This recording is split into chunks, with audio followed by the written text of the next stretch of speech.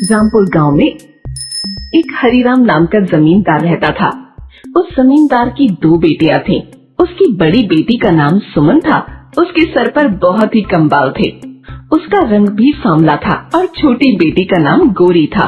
उसके सर पर काले घने लंबे बाल थे और उसका रंग भी गोरा था, जिस वजह से जमींदार छोटी बेटी को ज्यादा लाड़ करता था। उसकी हर मांग को पूरा करता था।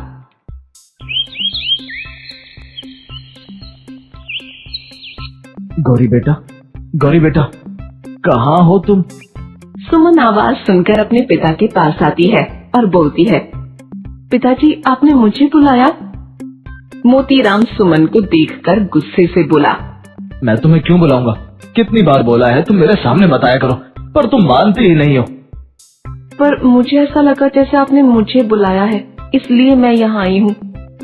तुम्हें तो पता नहीं क्या क्या लगता रहता है। और हाँ, कान खोलकर सुन लो, मैंने अपनी गौरी बेटी को बुलाया है, तुमको नहीं समझी? माफ कीजिए पिताजी, शायद मैंने गलत सुन लिया। तभी वहाँ पर गोरी आ जाती है और वहाँ सुमन को देखकर गुस्से में सुमन को बोलती है, अरे तुमको कोई और काम नहीं है क्या? जब देखो मेरी शिकायत लगाती रहती हो पिताजी से। तुम्हें तो बस मौका चाहिए मेरी शिकायत करने के लिए। तुम गलत समझ रही हो बहन, मैंने कोई शिकायत नहीं लगाई तुम्हारी पिताजी से। तुम सफाई देना बंद करो। तुम्हें लगता है ना मैं सारा दिन अपने बाल बनाने में और अपना रूप संवारने में निकाल देती हूँ और घर का सारा काम तुम ही करती हो, है ना? ऐसा कुछ भी नहीं है, तुम मुझे गलत समझ रही हो। तभी हरिराम गुस्से से बोलता है, सुमन अब तुम चुप हो जाओ और यहाँ से जाओ। बहुत हुआ तुम्हारा ड्रामा, जब देखो तुम दोनों लड़ती ही रहती हो। जमींदार सुमन को वहाँ से जाने को बोलता है। ऐसे ही कुछ दिन बीत जाते हैं।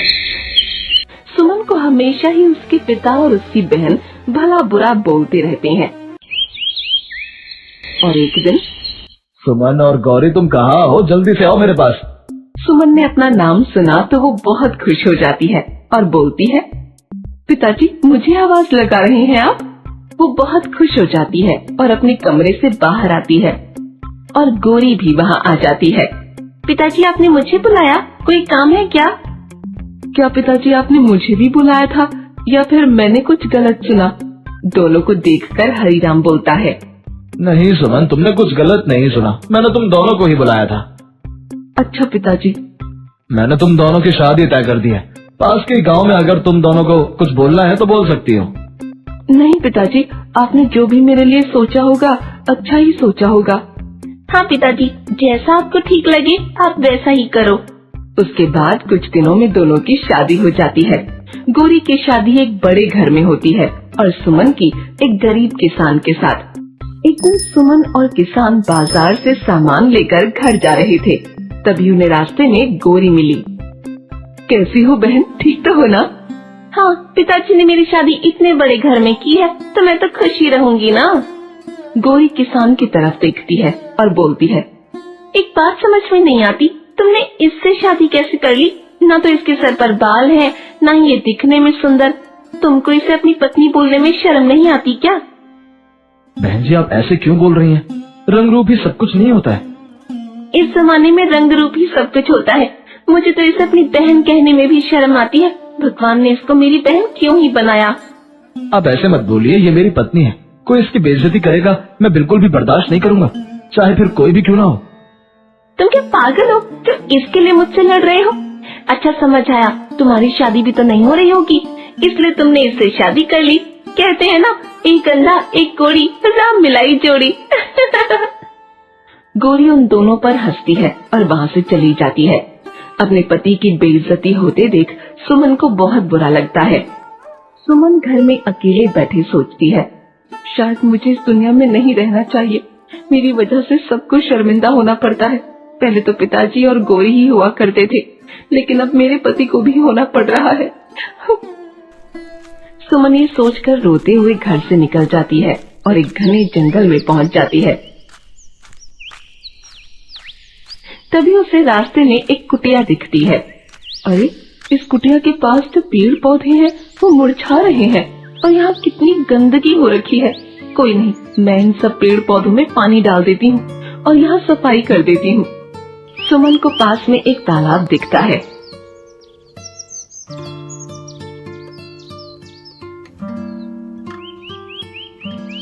सुमन वहाँ से पानी लाकर उन पेड़ पौधों में डालती है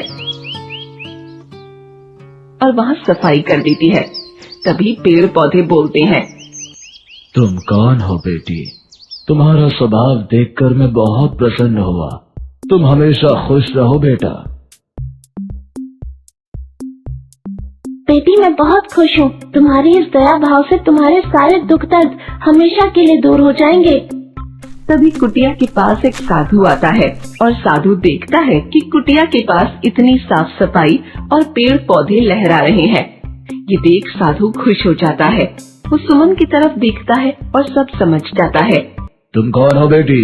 इस जंगल में क्या कर रही हो? बाबा मैं बहुत खुश हूँ जो मुझे आपके दर्शन हुए। मेरा मार्गदर्शन कीजिए बाबा। क्या हुआ बेटी तुम्हें? बताओ मुझे।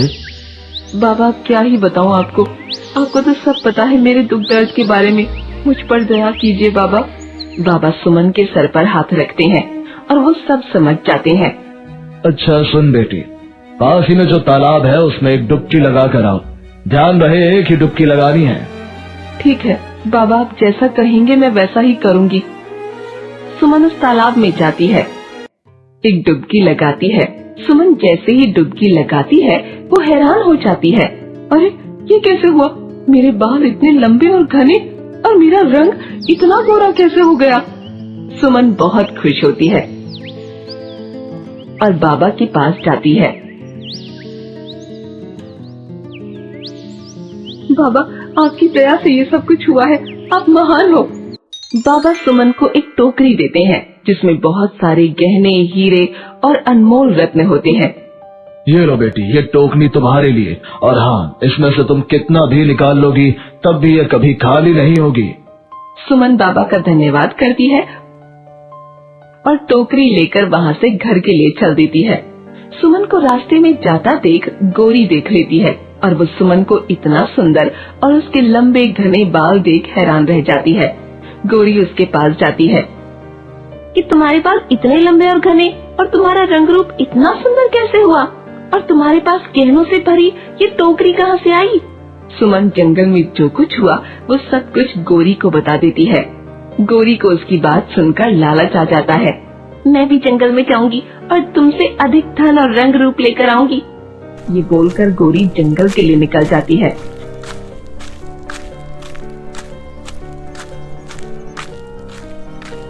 और बाबा के पास पहुंचती है और रोने लगती है। क्या हुआ बेटी, तुम रो क्यों रही हो? बाबा मैं आपको क्या बताऊं, आपको तो सब पता होगा मेरे दुख दर्द के बारे में। अच्छा सुनो, पास ही में एक तालाब है, तुम उसमें जाओ और एक डुबकी लगाकर मेरे पास आ जाओ। और ध्यान रहे एक ही डुबकी लगानी है। ठीक है बाबा। ये बोलकर गौरी तालाब के पास जाती है। अच्छा तो ये है जादुई तालाब जिसकी वजह से सुमन के बाल और रंग रूप इतना सुंदर हो गया है। गौरी तालाब के अंदर जाती है और एक डुबकी लगाती है। गौरी जैसे ही डुबकी लगाकर बाहर आती है तो कहती है, अरे मेरा रंग रूप और भी सुंदर हो गया, लेकिन मुझे और भी ज्यादा सुंदर होना है। गौरी सुंदर होने के लालच में एक और डुबकी लगाती है और बाहर आती है, लेकिन इस बार गौरी का रंग रूप खराब हो जाता है।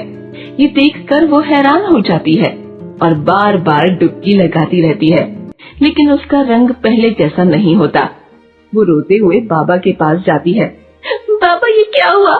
मैंने लालच में आके एक से ज्यादा डुबकियां लगा ली और मेरा रंग रूप सब खराब हो गया। ये देखिए। मैंने तुम्हें पहले ही कहा था सिर्फ एक ही डुबकी लगानी है, लेकिन तुमने मेरी नहीं सुनी। अब मैं कुछ नहीं कर सकता। अब तुम्हें अपना सारा जीवन इसी रूप में जीना होगा। गौरी को अपनी गलती का एहसास होता है और वो वहाँ से चली जाती है और अपना सारा जीवन इसी रूप में जीती है। और दूसरी तरफ सुमन अपने पति के साथ एक खुशहाल जीवन जीती है।